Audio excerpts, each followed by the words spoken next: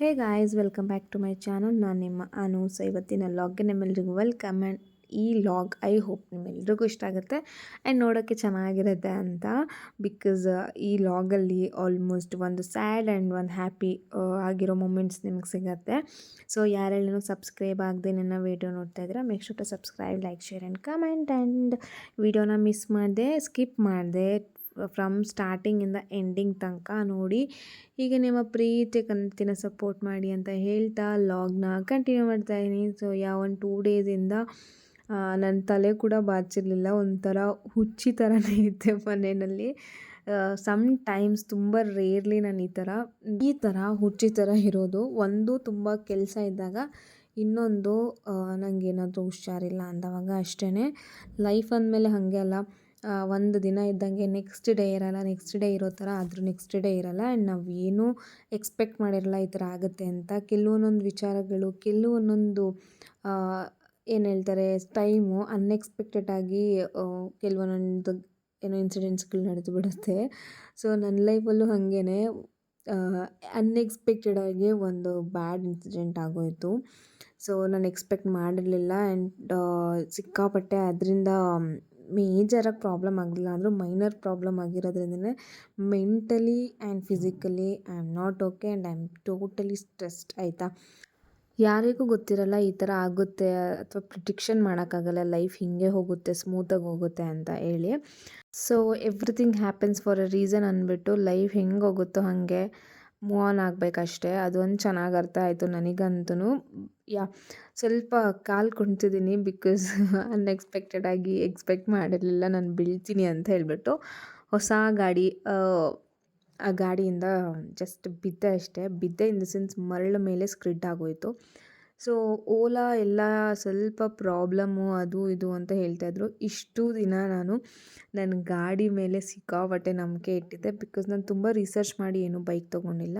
One of my friend, ನನ್ನ close friend ಅವ್ರ husband ತೊಗೊಂಡಿದ್ರಿಂದ ಲೆಟ್ಸ್ ಗೋ ವಿತ್ ದಟ್ ಅಂತ ಹೇಳ್ಬಿಟ್ಟು ತೊಗೊಂಡಿದ್ದಷ್ಟೇ. ಇಲ್ಲಿ ತನಕ ಚೆನ್ನಾಗೇ ಇತ್ತು. ಇಲ್ಲಿ ತನಕ ನಂಗೆ ಏನು ಇಶ್ಯೂಸೂ ಆಗಿಲ್ಲ ಆ್ಯಂಡ್ ಏನು ಪ್ರಾಬ್ಲಮ್ಮು ಕೂಡ ಬಂದಿರಲಿಲ್ಲ. ಬಟ್ ಅದೇ ಹೇಳಿದ್ನಲ್ಲ, ಲೈಫ್ ನಾವು ಅಂದ್ಕೊಂಡಿರೋ ಥರ, ನಾವು ಇಮ್ಯಾಜಿನ್ ಮಾಡಿರೋ ಥರ ಏನೂ ಆಗಲ್ಲ ಅಂತ.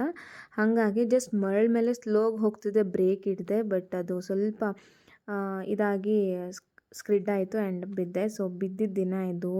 ಬಿದ್ದಮೇಲೆ ಬೈಕ್ ಎತ್ತಕ್ಕಾಗಿಲ್ಲ. ಐ ಮೀನ್ ಸ್ವಲ್ಪ ಭಾರ ಇತ್ತಲ್ಲ. ಸೊ ಹಾಗಾಗಿ ಯಾರೋ ಇಬ್ಬರು ಅಣ್ಣ ಬಂದು ಎತ್ಬಿಟ್ಟು ನಿಲ್ಲಿಸಿದ್ರು. ಆ್ಯಂಡ್ ನಾನು ಅಷ್ಟೇ ಚೆನ್ನಾಗೇ ಇದ್ದೆ, ಏನೂ ಪ್ರಾಬ್ಲಮ್ ಆಗಿರಲಿಲ್ಲ ಆ್ಯಂಡ್ ಸ್ವೆಲ್ ಕೂಡ ಆಗಿರಲಿಲ್ಲ. ಆ್ಯಂಡ್ ನನ್ನ ಬೈಕ್ ನಾನೇ ಡ್ರೈವ್ ಮಾಡ್ಕೊಂಡು ಆರಾಮಾಗಿ ಬಂದೆ. ಮನೆಗೆ ಹೋದೆ. ನಮ್ಮ ಚಿಕ್ಕಿ ಮನೆಗೆ ಹೋಗಬೇಕಿತ್ತು ಅಂತ ಹೋಗ್ತಿದ್ದೆ. And next day by day ಏನಾಗ್ತಿದೆ ಅಂದರೆ, ಸೆಕೆಂಡ್ ಡೇನೂ ಓಕೆ ಇತ್ತು, ಥರ್ಡ್ ಡೇಯಿಂದ ಸ್ವೆಲ್ ಆಗೋಕ್ಕೆ ಸ್ಟಾರ್ಟ್ ಆಗ್ತಾಯಿದೆ. ಏನು ಅಂತ ಗೊತ್ತಾಗ್ತಾಯಿಲ್ಲ ನನಗಂತೂ. ಆ್ಯಂಡ್ ಪೇಯ್ನ್ ಕೂಡ ಲಿಟ್ರಲಿ ಸಖತ್ತಾಗಿ ಪೇಯ್ನ್ ಬರ್ತಾಯಿದೆ, ಹೇಳೋಕ್ಕಾಗ್ತಾಯಿಲ್ಲ ಅಷ್ಟು. ನಾನು ಏನು ಗೊತ್ತಾ, ನನ್ನ ಲೈಫಲ್ಲಿ ಕಾಲಿದಲ್ಲ, ಅದು ಸಿಕ್ಕಾಪಟ್ಟೆ ಇಂಪಾರ್ಟೆಂಟ್ ಥಿಂಗ್ ಇದು. ಹೋಪ್ ಸೊ ಬೇಗ ಹುಷಾರಾಗ್ತೀನಿ ಆ್ಯಂಡ್ ಬೇಗ ನನ್ನ ಕಾಲು ಸರಿ ಹೋಗುತ್ತೆ ಅಂತ ಡಾಕ್ಟರ್ನ ಕನ್ಸಲ್ಟ್ ಮಾಡಿ ಏನಾಗಿದೆ ಅಂತ ಒಂದು ಸಲ ಚೆಕ್ ಮಾಡಿಸಿ ಕನ್ಫರ್ಮ್ ಮಾಡ್ಕೊಬೇಕು. ಅಲ್ಲಿ ತನಕ ನನಗಂತೂ ಸಮಾಧಾನ ಆಗೋಲ್ಲ. ನನಗೆ ಟಚ್ ಮಾಡಿಬಿಡ್ತಾರೆ ಅನ್ನೋ ಭಯಕ್ಕೆ ಸುಮ್ಮನೆ ಇದ್ದೀನಿ ಅಷ್ಟೇ. ಸೊ ಈ ಒಂದು ಕ್ಲಿಪ್ಪಿಂಗ್ ಏನು ನೋಡ್ತಿದ್ದಲ್ಲ, ಅದು ಲಾಸ್ಟ್ ಕ್ಲಿಪ್ಪಿಂಗ್ ಬಂದು ಫ್ರೈಡೇ ಸ್ಯಾಟರ್ಡೇದು ಆ್ಯಂಡ್ ಇದು ಬಂದು ಸಂಡೇದು ಕ್ಲಿಪ್ಪಿಂಗ್ ಇದೆ. ಕಾಲು ನೋವ್ತಿದೆ, ತುಂಬ ಪೇಯ್ನ್ ಇದೆ. ಆದ್ರೂ ನಾನು ಮೊಗ್ಗಿನ ಜಡೆ ಹಾಕಬೇಕು ಅಂತ ಅಂದ್ಕೊಂಡಿದ್ದೆ ಬಿಫೋರ್ ಸಂಕ್ರಾಂತಿ ಹಬ್ಬ. ಸೊ ಹಾಗಾಗಿ ಆರ್ಡರ್ ಎಲ್ಲ ಕೊಟ್ಬಿಟ್ಟಿದ್ದೆ. ಆಯಿತಾ, ಏನೂ ಮಾಡೋಕ್ಕಾಗಲ್ಲ, ಮಾಡಲೇಬೇಕಾಗಿರೋ ಸಿಚುವೇಶನ್ ಇದರಿಂದ. ಸೊ ಸ್ಟಾರ್ಟ್ ಮಾಡೋಣ ಅಂತ ಹೇಳಿಬಿಟ್ಟು ಮೇಕಪ್ ಎಲ್ಲ ಸ್ಟಾರ್ಟ್ ಮಾಡ್ತಾಯಿದ್ದೀನಿ. ಹೇರು ನನ್ನ ಮಗಳದ್ದು ಇಷ್ಟೊಂದು ತಿನ್ನಿದೆ. ಬಟ್ ನೋಡೋಕ್ಕೆ ಹೇರ್ ಸ್ಟೈಲ್ ಮಾಡಿದಾಗಂತೂ ನಿಜ ಲಿಟ್ರಲಿ ನಾನು ಅಂದ್ಕೊಂಡಿರಲಿಲ್ಲ ಇಷ್ಟು ಚೆನ್ನಾಗೇ ಬರುತ್ತೆ ಇಷ್ಟು ತಿನ್ನಿದ್ರು ಅಂತ ಹೇಳಿಬಿಟ್ಟು.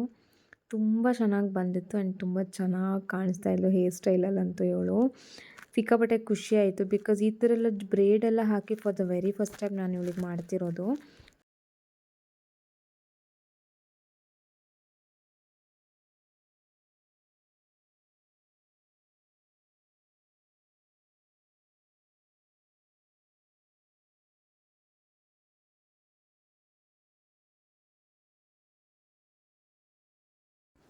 ಸೊ ನನಗೆ ಆಸೆ ಇತ್ತು, ಆಯಿತಾ, ಈ ಏಜಲ್ಲಿ ಮೊಗ್ಗಿನ ಜಡೆ ಹಾಕಬೇಕು ಅಂತ ಹೇಳಿಬಿಟ್ಟು. ನಮಗೆಲ್ಲ ಅರೌಂಡ್ ಒಂದು 8-9 ಇಯರ್ಸ್ 10 ಇಯರ್ಸಲ್ಲಿ ಹಾಕಿದ್ರು ಅಂತ ಅನಿಸುತ್ತೆ. ನಮ್ಮ ಚಿಕ್ಕಮ್ಮ ಇಬ್ಬರು ಸೇರಿ ಹಾಕಿದ್ದಿತ್ತು. ಬಟ್ ಇವಳಿಗೆ ಇವಾಗ ಜಸ್ಟ್ 5 ಕಂಪ್ಲೀಟಾಗಿ 6ಗೆ ಬಿದ್ದಿದ್ದಲ್ಲ, ನಂಗೆ ಇವಾಗ ಮಾಡಬೇಕು ಅಂತ ಅನ್ಸುತ್ತೆ. ಬಿಕಾಸ್ ಈ ಕ್ಯೂಟ್ನೆಸ್ ಅಥವಾ ಈ ಚಬ್ಬಿನೆಸ್ ಎಲ್ಲ ನೆಕ್ಸ್ಟು ಬೆಳೀತಾ ಬೆಳೀತಾ ಬರಲ್ಲ. ಆ್ಯಂಡ್ ಹೇಳ್ಬೇಕಂತಂದರೆ ಇವಳು ಮುಂಚೆ ಇದ್ದಿದ್ದಕ್ಕೂ ಇವಾಗಿರೋದಕ್ಕೂ ಲಾಟ್ ಆಫ್ ಡಿಫ್ರೆನ್ಸ್ ಇದೆ. ಮುಂಚೆ ತುಂಬ ಚಬ್ಬಿಯಾಗಿ ಕ್ಯೂಟ್ ಅನ್ಸೋಳು, ಇವಾಗ ಸ್ವಲ್ಪ ಸಣ್ಣ ಆಗ್ತಿದ್ದಾಳಲ್ಲ, ಸೊ ಇನ್ನೂ ಸಣ್ಣ ಆದರೆ ಚೆನ್ನಾಗಿ ಬರಲ್ಲ ಅಂತ ಹೇಳಿಬಿಟ್ಟು ನಾನು ಈ ಒಂದು ಶೂಟ್ನ ಪ್ಲ್ಯಾನ್ ಮಾಡ್ಕೊಂಡಿದ್ವಿ. ಆ್ಯಕ್ಚುಲಿ ಇದನ್ನ ಲಾಸ್ಟ್ ಮಂತೇ ಮಾಡಬೇಕಿತ್ತು. ಸಮ್ ರೀಸನ್ಸಿಂದ, ಅಂದರೆ ನನಗೂ ಮೇಕಪ್ ಆರ್ಡರ್ಸ್ ಇತ್ತು ಆ್ಯಂಡ್ ಸ್ವಲ್ಪ ಬ್ಯುಸಿ ಇದ್ದಿದ್ದರಿಂದ ಮಾಡೋಕ್ಕಾಗಿರಲಿಲ್ಲ. ಬಟ್ ಇವಾಗ ಅನ್ಸೀಸನ್ ಅಲ್ಲ ಇವಾಗ, ಸೊ ಮಾಡಿಬಿಡೋಣ ಅಂಥೇಳಿ ಮಾಡ್ತಾಯಿದ್ದೀನಿ. ಆ್ಯಂಡ್ ಈ ಒಂದು ಶೂಟ್ ಮಾಡೋಕ್ಕೋಸ್ಕರ ನಾನು ಏನೇನೆಲ್ಲ ಸರ್ಕಸ್ ಮಾಡಿದ್ದೀನಿ ಅಂತ ನನಗೆ ಗೊತ್ತು. ಆ್ಯಂಡ್ ಟೋಟಲ್ ಕಂಪ್ಲೀಟ್ ಏನು ಜ್ಯುವೆಲ್ರೀಸ್ ಇದೆಯಲ್ಲ ಅದನ್ನೆಲ್ಲ ನಾನು ಗೋಲ್ಡ್ ಹಾಕೋಣ ಅಂತ ಪ್ಲ್ಯಾನ್ ಮಾಡಿದ್ದಿತ್ತು, ಎಕ್ಸೆಪ್ಟ್ ಡಾಬು. ಬಟ್ ಎಲ್ಲ ಕಂಪ್ಲೀಟಾಗಿ ಜ್ಯುವೆಲ್ರೀಸ್ ತೊಗೊಳಕ್ಕೆ ಆಗಿಲ್ಲ. ಒಂದು ಸ್ವಲ್ಪ ಮಾಟಿ ಒಂದು ತೊಗೊಳ್ಬೇಕಾಗಿತ್ತು ಅಷ್ಟೇ, ಬಟ್ ಅದನ್ನು ತೊಗೊಳಕ್ಕಾಗಲಿಲ್ಲ. It's okay, no problem. But ನಾನು ಏನು ಮ್ಯಾನಿಫೆಸ್ಟ್ ಮಾಡಿದ್ದೆ ಅದು ಅಲ್ಲಿ ತನಕನಾದರೂ ಐತಲ್ಲ ಅಂಥೇಳಿ.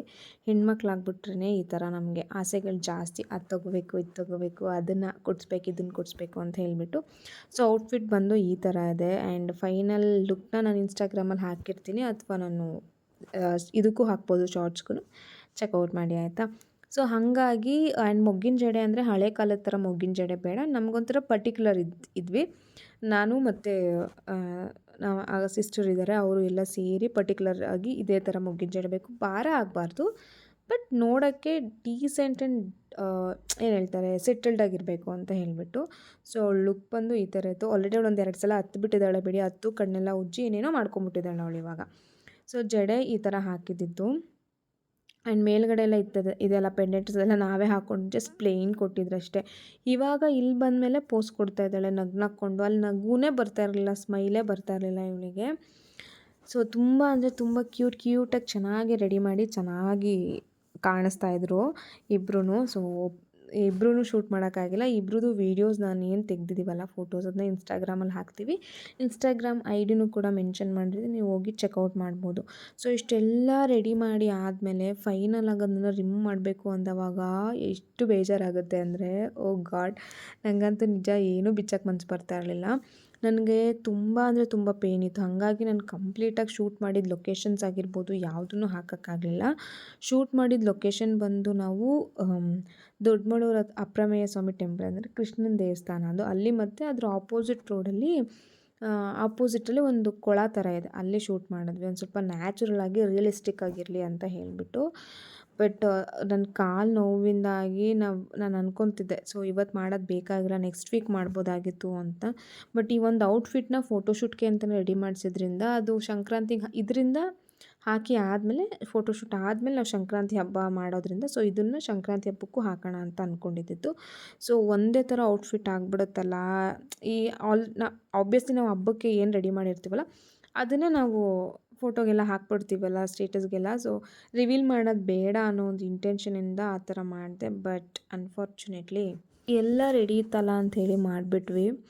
ಬಟ್ ಕಾಲಂತೂ ಸಿಕ್ಕಾಪಟ್ಟೆ ನೋವ್ತಾ ಇದೆ. And I am totally tired. ನಂಗೆ ಸಿಕ್ಕಾಪಟ್ಟೆ ಕೋಪ ಬರ್ತಿದೆ, ಫ್ರಸ್ಟ್ರೇಟ್ ಯಾಕೆ ಅಂತ ನಿಜ ಗೊತ್ತಾಗ್ತಿಲ್ಲ ನನಗೆ. ಆ್ಯಂಡ್ ಮಧ್ಯ ನನಗೆ ಅದೊಂದು ಸರಿ ಇಲ್ಲದೆ ಇರೋದಕ್ಕೆ, ಕಾಲು ಪೇಯ್ನ್ ಆಗ್ತಿರೋದಕ್ಕೆ ನಂಗೆ ಏನು ಮಾಡಬೇಕು ಅಂತಲೂ ಅನಿಸ್ತಾ ಇಲ್ಲ. ಐ ಆಮ್ ಲೈಕ್ ಏನಾಗ್ತಿದೆ ಅಂತಲೂ ಗೊತ್ತಾಗ್ತಾಯಿಲ್ಲ. ಆ್ಯಂಡ್ ತುಂಬ ಅಂದರೆ ನನಗೇನು ಬೇಡಪ್ಪ, ಜಸ್ಟ್ ಮಲ್ಕೊಂಬಿಡೋಣ ಆರಾಮಾಗಿ ಅನ್ನೋ ಥರ ಆಗ್ಬಿಟ್ಟಿದ್ದೆ. ಆ್ಯಂಡ್ ಅಷ್ಟೊಂದು ಖುಷಿ ಎಂತೂಸಿಯಾಸಮ್ ಏನಂದರೆ ಏನೂ ಇರಲಿಲ್ಲ. ಆ್ಯಂಡ್ ಜಡೆ ಬಿಚ್ಚೋವಾಗಂತೂ ಸೀರಿಯಸ್ಲಿ ಬೇಜಾರಾಯಿತು ನನಗಂತೂ. ಬಿಕಾಸ್ ಅಷ್ಟೆಲ್ಲ ಕಷ್ಟಪಟ್ಟು ಅಷ್ಟೆಲ್ಲ ರೆಡಿ ಮಾಡಿ ಫೈನಲಾಗೆ ಬಿಚ್ತಾ ಇದ್ದೀವಲ್ಲ ಅಂತ ಹೇಳ್ಬಿಟ್ಟು. ನಂಗೆ ಸ್ವಲ್ಪ ಕಾಲು ಚೆನ್ನಾಗಿದ್ದಿದ್ರೆ ಇನ್ನೊಂದು ಸ್ವಲ್ಪ ರೀಲ್ಸ್ ಎಲ್ಲ ಮಾಡೋಣ ಅಂತ ಪ್ಲ್ಯಾನ್ ಇತ್ತು. ಬಟ್ ಕಾಲು ಚೆನ್ನಾಗಿಲ್ಲದೆ ಇರೋ ರೀಸನಿಂದ ಈ ಥರ ಆಯಿತು ಅಷ್ಟೇ. ಸೊ ಯಾರು ಕಣ್ಬಿತ್ತೋ ನನಗಂತೂ ನಿಜ ಗೊತ್ತಿಲ್ಲ. ಯಪ್ಪ, ನಾನು ಅದೇ ಅಂದ್ಕೊತಿದ್ದೆ, ಅಯ್ಯೋ ದೃಷ್ಟಿ ಯಾರು ಮಾಡ್ತಾರೆ, ಯಾರಿಗೆ ಇದಾಗುತ್ತೆ, ನಾನು ಅದನ್ನೆಲ್ಲ ನಂಬಲ್ಲ ಅಂತ. But seriously trust me, nazar is real. And ಇತ್ತೀಚೆಗೆ ಒಂದು 15 ಡೇಸಿಂದ ನಮ್ಮ ಮನೇಲೆಲ್ಲ ಹೇಳೋರು, ಜಾಸ್ತಿ ಸ್ಪೀಡಲ್ಲಿ ಹೋಗ್ತಿದ್ಯಾ ಅಂತ, ಸ್ಪೀಡ್ ಡ್ರೈವಿಂಗ್ ಅಂತ. ಬಟ್ ಸ್ಪೀಡಾಗಿ ಹೋಗಿ ಬಿದ್ದಿಲ್ಲ, ಸ್ಲೋಗಿ ಹೋಗಿ ಬಿದ್ದಿದ್ದು. So speed driving versus and slow driving ಕೂಡ ಫಾಲ್ಟ್ ಆಗುತ್ತೆ ಅಂತ ಗೊತ್ತಾಯ್ತು ನನಗಿವಾಗ. ಎನಿವೇ, ಸೊ ಜ್ಯುವೆಲ್ಸ್ ಎಲ್ಲ ತೆಗೆದ್ಬಿಟ್ಟು ನೀಟಾಗಿ ಎತ್ತಿಕ್ಬಿಡೋಣ ಅಂತ ಹೇಳಿಬಿಟ್ಟು ಅಭಿ ಜ್ಯುವೆಲ್ರೀಸ್ ಬಿಚ್ತಾ ಇದ್ದೆ. ಆ್ಯಂಡ್ ನಾನು ಹೇರ್ ಸ್ಟೈಲೆಲ್ಲ ಬಿಚ್ಕೊತಾ ಇದ್ದೆ. ಸೊ ಇಷ್ಟ ಆಗಿತ್ತು. ಈ ಥರ ರೆಡಿ ಮಾಡೋಕ್ಕೆ ನಾವು ಮನೇನ ಎಷ್ಟು ಮಟ್ಟಿಗೆ ಮೆಸ್ಸಪ್ ಆಗಿತ್ತು ಅಂದರೆ ಇಮ್ಯಾಜಿನ್ ಕೂಡ ಮಾಡೋಕ್ಕಾಗಲ್ಲ. ಫ್ರಮ್ ಬೆಡ್ರೂಮಿಂದ ಹಿಡಿದು ಡೈನಿಂಗ್ ಏರಿಯಾ, ಹಾಲು ಮತ್ತು ಇನ್ನೊಂದು ಬೆಡ್ರೂಮ್, ಇಷ್ಟೂ ಬೆಡ್ರೂಮ್ಸು, 2 ಬೆಡ್ರೂಮು, 1 ಹಾಲು ಮತ್ತು 1 ಡೈನಿಂಗ್ ಏರಿಯಾ ಕಂಪ್ಲೀಟಾಗೆ ಮೆಸ್ಸಪ್ ಆಗಿತ್ತು. ಸೊ ಇವಾಗ ಇದನ್ನೆಲ್ಲ ಕ್ಲೀನ್ ಮಾಡೋದಿದೆಯಲ್ಲ, ಅದು ನನಗೆ ಈ ಥರ ಕುಂತ್ಕೊಂಡು ಇಟ್ಸ್ ಅ ಟಾಸ್ಕ್ ನನಗಿವಾಗ. ಸೊ ಈ ಥರ ಇನ್ನೂ ಗಲೀಜಾಗಿತ್ತು. ನಮ್ಮ ಅತ್ತೆ ಒಂದು ಸ್ವಲ್ಪ ಕ್ಲೀನ್ ಮಾಡಿದ್ರು, ನಾನು ಒಂದು ಸ್ವಲ್ಪ ಹಾಗೆ ಲೈಟಾಗೆ ಅಲ್ಲಿ ಇಲ್ಲಿ ಸ್ವಲ್ಪ ಕ್ಲೀನ್ ಮಾಡಿಬಿಟ್ಟು ಹೋಗಿದ್ದೆ. ಬಂದಮೇಲಂತೂ ಮಿನಿ ಹಾರ್ಟ್ ಅಟ್ಯಾಕ್ ಥರ ಆಗೋಯ್ತು. ಓ ಗಾಡ್, ಚೆನ್ನಾಗಿದ್ದಾಗ ಏನಾದರೂ ಆಗಿದ್ದರೆ ಓಕೆ, ಇವಾಗ ಕಾಲು ಬೇರೆ ಹಿಂಗೆ ಆಗ್ಬಿಟ್ಟಿದೆ, ಹೆಂಗೆ ಕ್ಲೀನ್ ಮಾಡೋದು ಗುರು ಅನ್ನೋ ಥರ. ಎನಿವೇ ಕ್ಲೀನ್ ಮಾಡಲೇಬೇಕು ಆ್ಯಂಡ್ ಅದ್ರ ಜಾಗಕ್ಕೆ ಸೇರಿಸಲೇಬೇಕು. ಇಲ್ಲ ಅಂತಂದರೆ ನನ್ನ ಮಗಳು ಇದರಲ್ಲೆಲ್ಲ ಚೆನ್ನಾಗಿ ಆಟ ಆಡಿಬಿಡ್ತಾಳೆ.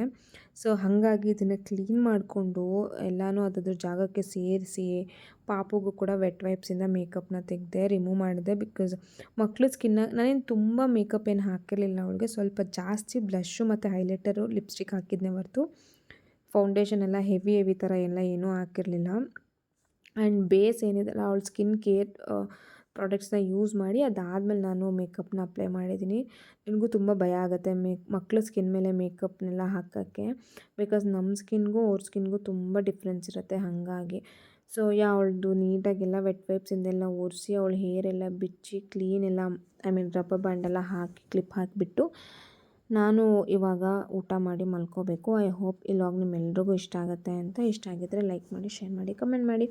ಆ್ಯಂಡ್ ಮಿಸ್ ಮಾಡಿದೆ ನಾನೆಲ್ಲ ವೀಡಿಯೋಸು ಸ್ಟಾರ್ಟಿಂಗಿಂದ ಎಂಡಿಂಗ್ ತನಕ ಸ್ಕಿಪ್ ಮಾಡಿ ನೋಡಿ. ಹೀಗೆ ನಿಮ್ಮ ಪ್ರೀತಿ ಕನೆಕ್ಟಿನ ಸಪೋರ್ಟ್ ಮಾಡಿ ಅಂತ ಹೇಳ್ತಾ ಈ ವ್ಲಾಗ್ನ ಇಲ್ಲಿಗೆ ಎಂಡ್ ಮಾಡ್ತೀನಿ guys. Thank you so much for watching. Next ವೀಡಿಯೋದಲ್ಲಿ ಸಿಗೋಣ. Until then take care, bye ಬಾಯ್.